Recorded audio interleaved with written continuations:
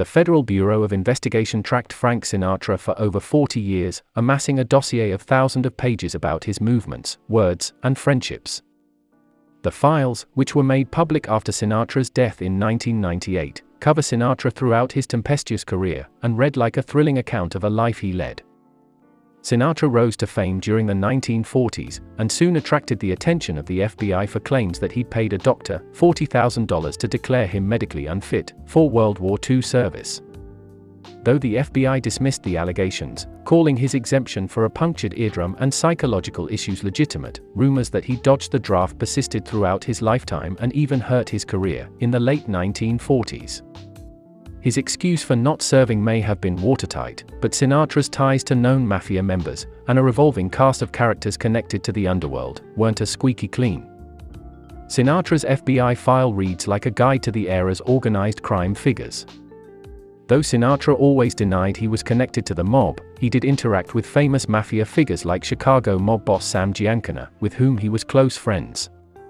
Sinatra supposedly introduced Giancana to John F. Kennedy's campaign in 1960 in an attempt to deliver Union votes to the future president.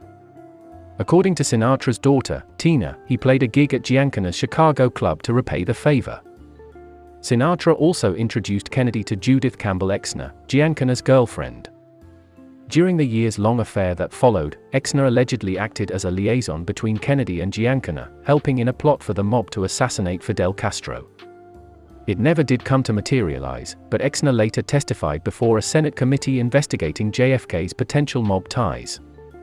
Sinatra had other mafioso friends, many of whom can be found in his FBI files, which contain headings like associations with criminals and hoodlums, and accusations of being a dope racketeer. There are accounts of gifts from Joseph and Charles Fischetti, brothers with the Chicago outfit who ran illegal gambling operations. There's a Godfather-style appearance at an Atlantic City club as a favor for attendees of the wedding of the daughter of Philadelphia mobster, Angelo Bruno.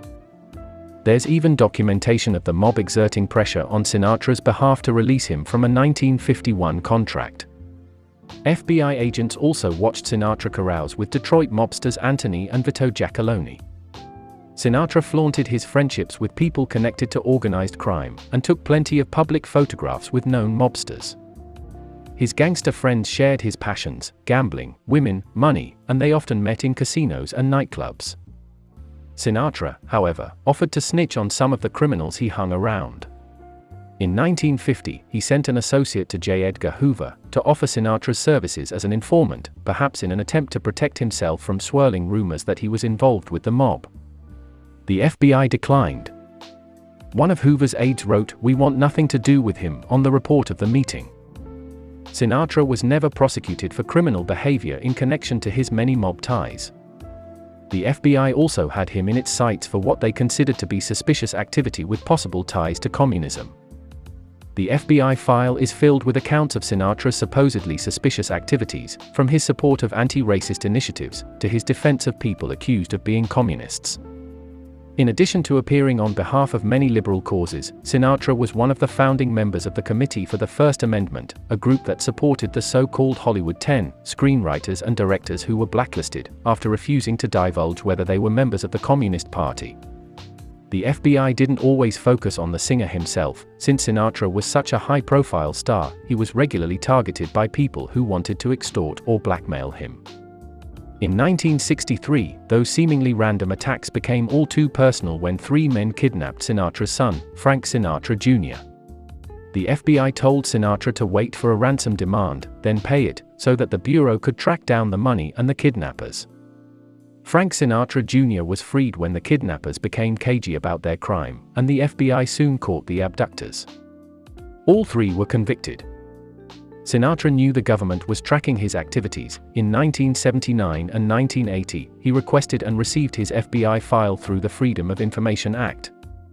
His FBI file never ended up getting him in trouble, but it reflects the power and influence of the charismatic singer. Sinatra, it seemed, could attract attention of conspiracy theorists and bobby-soxers with the same crooning voice, and through his career, FBI agents listened as intently as his closest fans. Whether Frank Sinatra has directly worked with the Mafia still remains a mystery.